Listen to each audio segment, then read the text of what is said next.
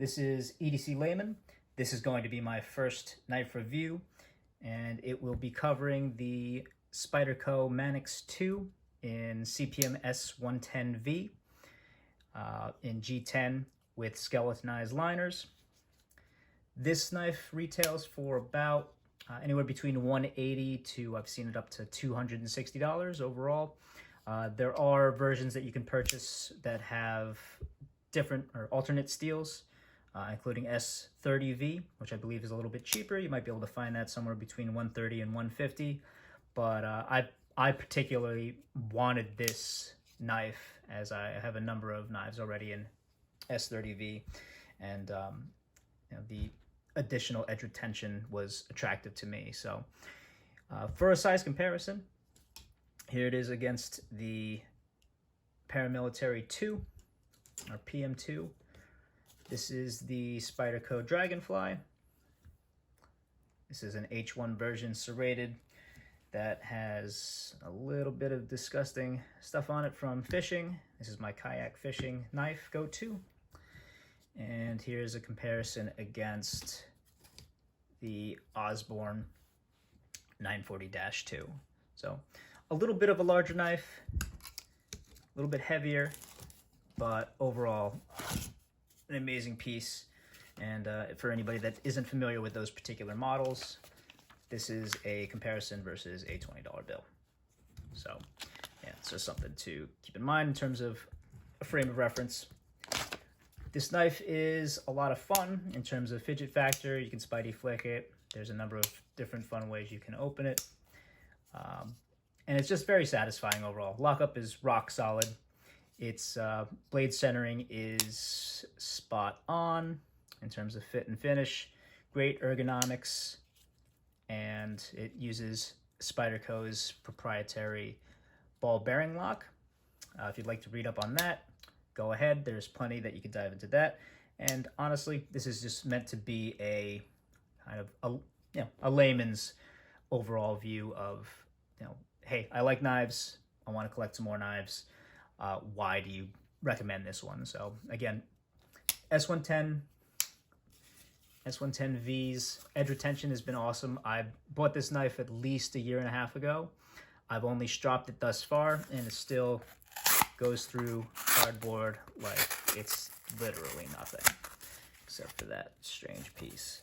But yeah, I haven't even actually sharpened this just yet. It's not quite as razor sharp as it was when it came out of the box, but yeah, it's still for everyday use, for cutting through packages, food prep, everything else. There's been no problems with it. And yeah, just love the knife overall. Nice finger choil, good jimping. It allows me to get good purchase on the knife, to do detailed work if needed. It's just a really good knife in the hand overall. And I won't lie, the ball bearing lock, this little lock here, it took a little bit of getting used to, but now that I've gotten the hang of it, I actually prefer it to a number of different lockups. I'd still probably prefer the compression lock over it, just because I enjoy the false shuttiness of the PM2. And the axis lock is definitely easier. And I mean, this Osborne's been worked in pretty well, but I like that ease of closing as compared to this. Sometimes it's not quite as smooth to close up, so I have to give it a little bit of a shake to get it to close. But it has its own advantages as well, in terms of just satisfaction when you open it. And I like this blade shape on Spyderco on the Manix more than I like the PM2. I like it more than the Sage, the Domino, a number of different Spyderco knives. This is probably my favorite blade shape, along with the Caribbean, which has a very similar leaf-shaped blade. The knife itself is, I don't know.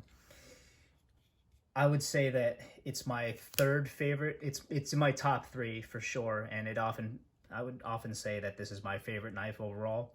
The PM2 is right there with it. I've also purchased recently a Nakamura by Benchmade, which I'm enjoying a lot of, and this is an M390.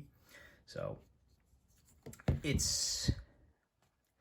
gets a lot of pocket time, and I definitely recommend it. Spyderco puts out such good value for under $300 that when you start looking at what they've produced and how consistent it is, and I mean, their quality control is excellent. They have everything that comes out of their Taichung factory is impressive, as well as the products that come out of Golden, Colorado, such as this knife, as you can see, USA Earth. But overall, if you're interested in how this stacks up against your Chris Reeve knives, as it compares to Microtech, some Veros, check out my friend's channel. He just started as well, and that's Mo Bravo. And he puts that up against some Sabendas, I believe, maybe the Nkosi, and a couple of other knives that he had purchased that are well over the 300 range. And if you can buy this knife for somewhere around $200, like certainly not over $300, it's an excellent value, and I'll put Spyderco up against any brand, to be perfectly honest. It's probably my favorite knife brand to date, and again, definitely recommend this knife. Give it a shot, and let me know if you have any questions, any recommendations. I'd love your feedback as to how I can improve the channel or how I can improve my next video. But yeah, thanks for sticking around, and have yourself a great day.